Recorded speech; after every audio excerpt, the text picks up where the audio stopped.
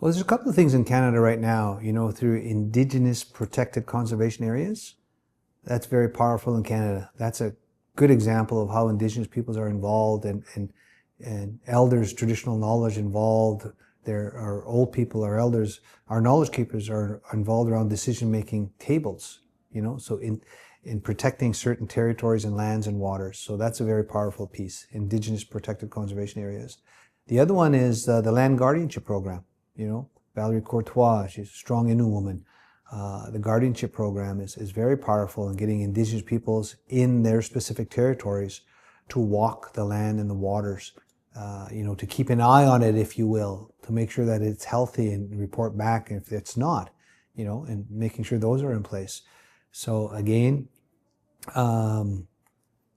those are things, when we talk about environmental reconciliation, that are happening right now in Canada.